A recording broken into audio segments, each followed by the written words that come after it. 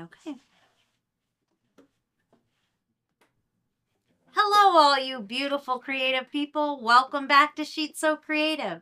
Today we're going to do part 2 of our binding basics series. And I'm going to show you how to apply your binding to your project. Let's get right to it. I have a shop sample here that I quilted. And I have my binding that I've prepared ahead of time. And if you're not sure how to make your binding, check out part 1 of this little series that we're doing. So I am going to apply my binding to the front of my quilt so that my preferred method is rolling it to the back and hand stitching. There are methods that you can do it by machine, and we'll get into that in other videos. But I'm going to start today by applying it to the front of my quilt. So I'm going to just line up the edge of my binding, which is folded in half, with the edge of my quilt. And I'm going to leave a tail. You want to leave, the longer the tail that you leave, the easier it's going to be to join it when you get to the end. So I'm going to bring it over here. Set my binding bobbin over here in my lap. There we go. All right. So I am going to just line this up. Make sure that these are even. And here I'm going to do a generous 1/4 inch. So my 1/4 inch is going to be, I'm going to move over just a little bit from my 1/4 inch line on my machine. I'm going to go to the outside of my foot. And you can test this on your machine and figure out where you want it. I'm going to do a locking stitch to lock that in so it doesn't pull out when I am finishing up the quilt. All right. Can we see here? I'll get everything out of the way. All right. I'm just going to make sure it's all lined up. Not going to pull. I'm just going to let the machine pull it through. And you can enlarge your stitch length to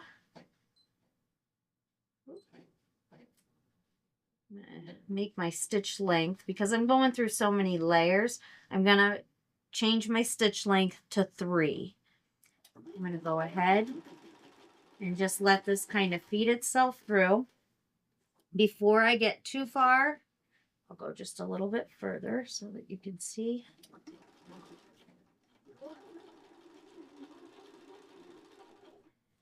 And it's nice to have a table or a space that you can lay your quilt up on so it's not pulling, because you just want to let this feed through. You don't want to pull, because then you will have unevenness. All right, so now that I've stitched a little bit, I always just test a spot here and make sure if I wrap it around, that when I wrap around, I'm covering my front stitches. And that looks good. And it's nice and full. The binding is full, so it's not an empty gap in the binding. So I think that's a good length or a good width. I'll keep stitching at that width.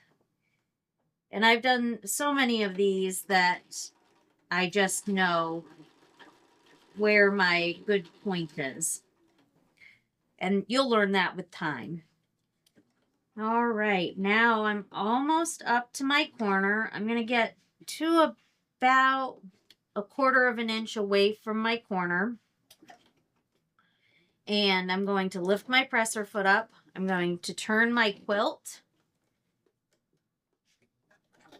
And I'm going to stitch backwards off my quilt.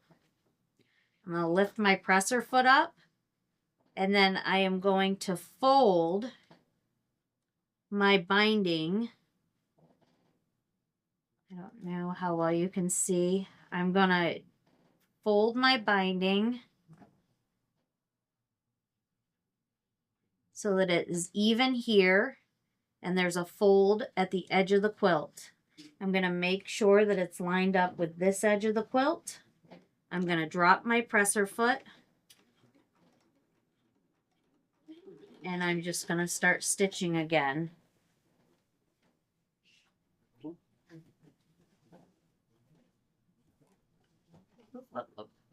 Here we go. All right. And I am going to just run around the edge of the quilt here. And when we get to the corner, I'll show you how to do the corner again.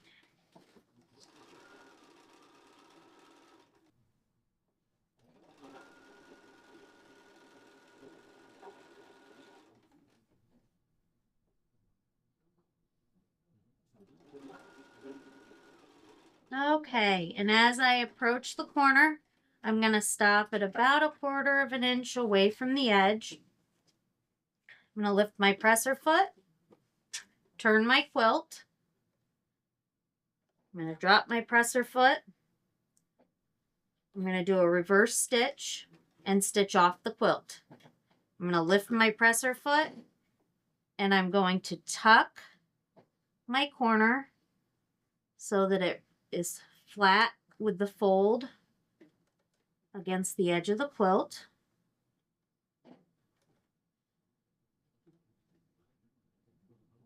Make sure that that is straight there.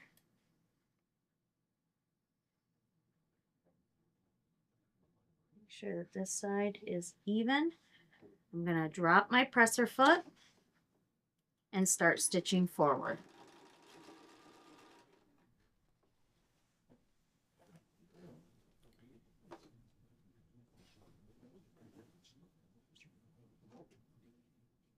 And I'll meet you back at the corner. Okay, and as we approach the corner, again, I'm just gonna repeat this one more time.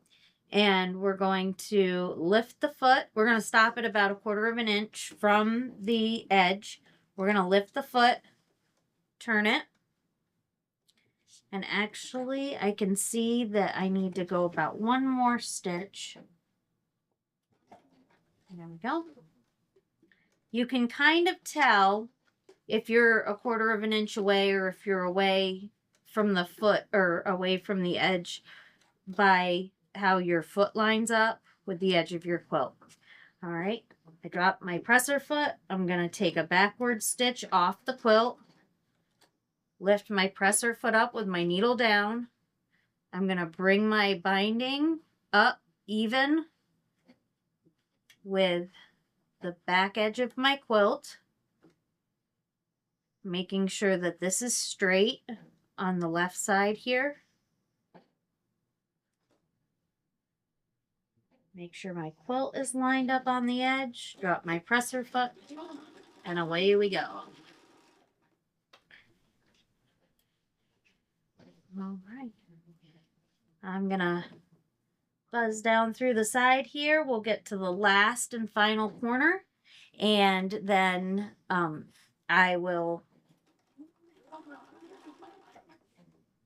get to the last and final corner, and I'll show you one more time how we did this, and then I'll show you how I end the quilt and put it together.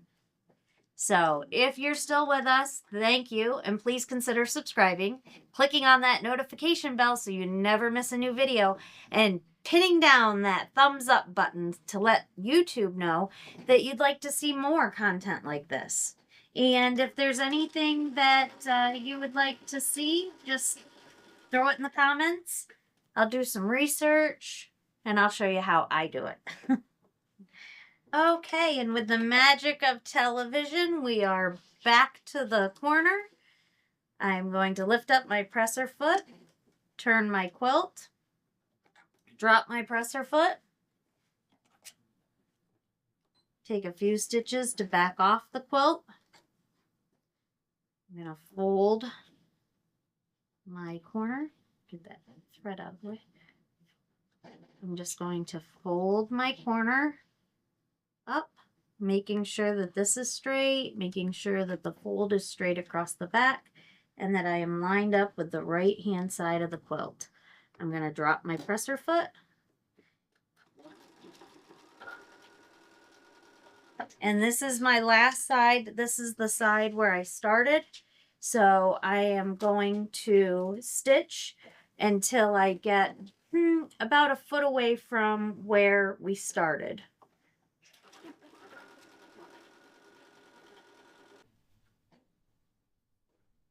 All right. I'm going to go ahead and do a little locking stitch. If you want to, you can do a stitch back, a stitch forward. I just want to make sure that the stitches there where I stopped don't pull out when I'm joining the binding. I'm going to go ahead and cut my thread. All right. So now I'm going to go over to the cutting mat to show you. Here's scissors. All right.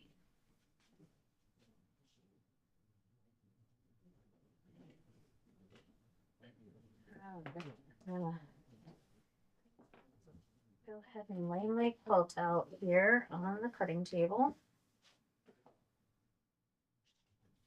This might have even been easier to do on the ironing board. All right, so I'm going to lay my tail that I left when I started. I'm going to make sure that my quilt is laying flat. I'm going to bring, I made plenty of binding. Okay. I didn't measure for this.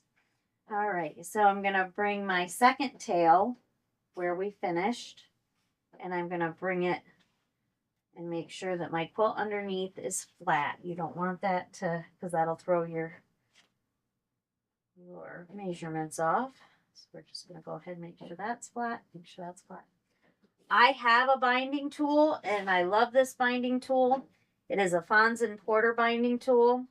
I make my binding 2.5 inches, so I'm going to pick the 2.5 inch mark here, and I'm going to line it up with the edge of my quilt and the end of the start of my binding.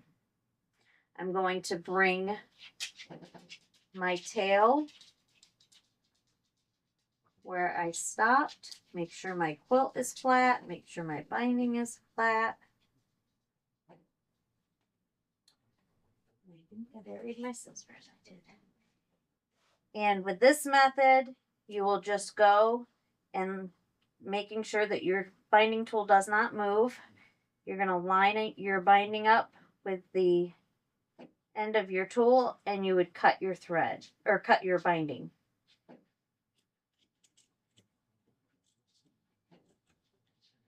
Oops.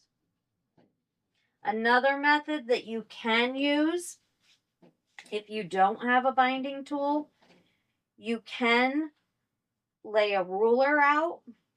Let me grab a small ruler.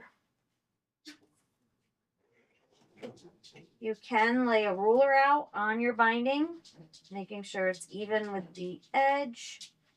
You can bring your binding tail over, and you can mark your binding at 2.5 inches, and you can cut there because my binding is 2.5 inches wide. All right. So I've gone ahead and used my binding tool, and I never come up short. I never come up too long. Hi, Wally.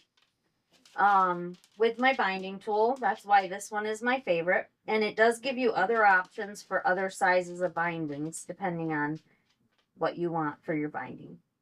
All right. I'm going to go grab myself 2 pins.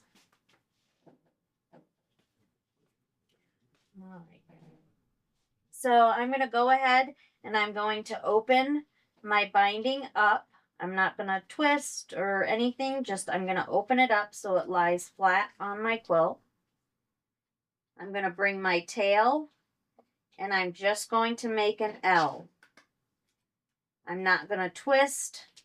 I'm going to open that up and I'm going to bring it over so that it's the pretty sides together. And this is where it's nice to leave yourself a nice tail. I'm going to go ahead and, what are you eating, Wally? Wally got into something.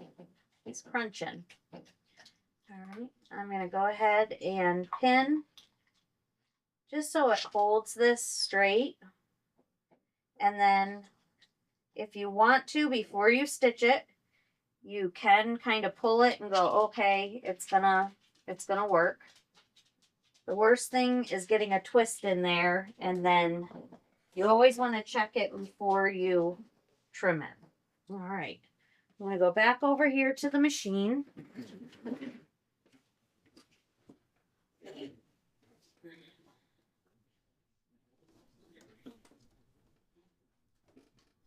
And I'm going to change my stitch length back to the factory setting.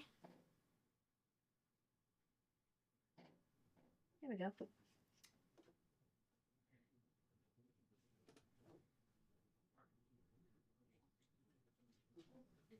And just like we joined the binding in the first video, you've got your L shape here with your binding. I'm going to start here at the corner, making sure that these are lined up and straight. Go ahead and drop my needle down, make sure it's right there in the corner. And then, like we did with joining the binding, I'm just going to make sure that I'm running straight with this hemline tape. And I'm just going to stitch from corner to corner. If you want to reinforce this corner, you can. If your machine has a locking stitch, you can do a locking stitch. Or you can do a few stitches back and a few stitches forward.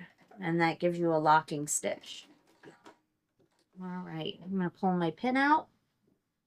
I'm just going to go ahead before I trim this corner off.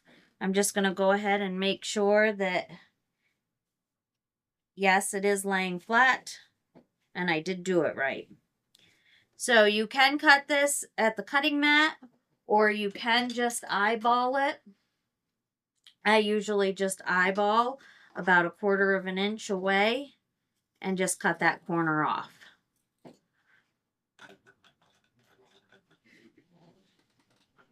All right, I'm going to bring it over to my iron now. And I'm just going to go ahead and give that a quick press. And then fold it in half.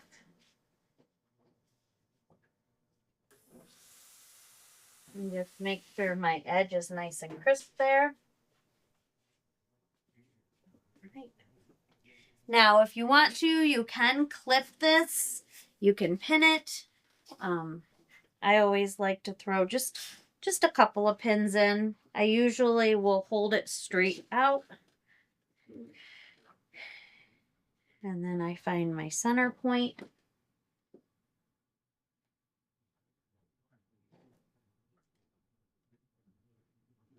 And I just throw a few pins in there.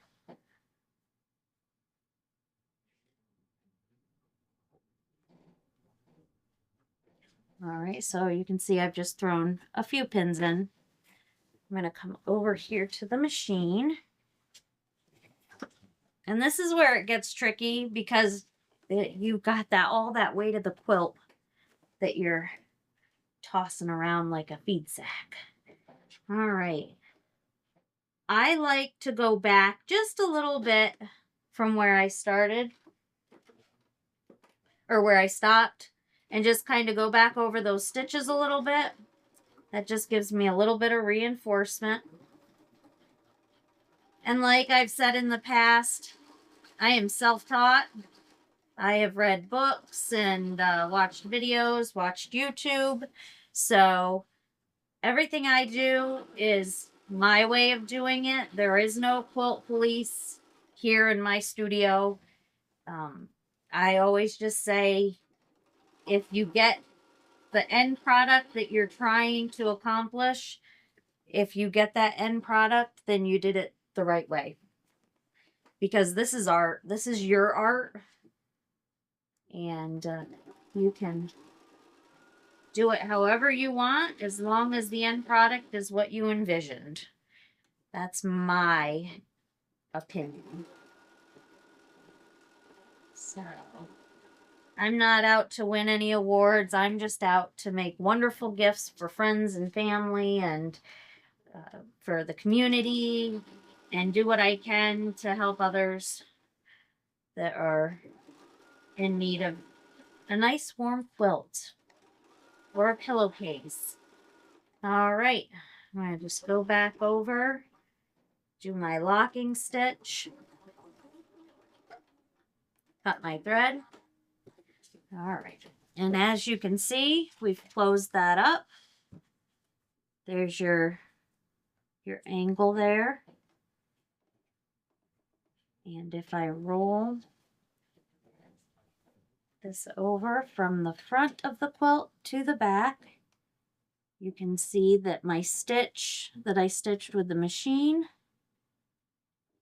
the binding comes right over and covers that up. And now I will take this and I will hand stitch it, which we'll do another video on that so that you can see how I do that. And that brings us to the point where I'm going to say thanks again for joining us here at Scheetz Sew Creative. I hope this was really helpful. And if you have any questions, put them in the comment section below, and hopefully I can give you answers anywhere that I missed a point. And we do love all you beautiful creative people out there, and we hope to see you right here again real soon. Bye!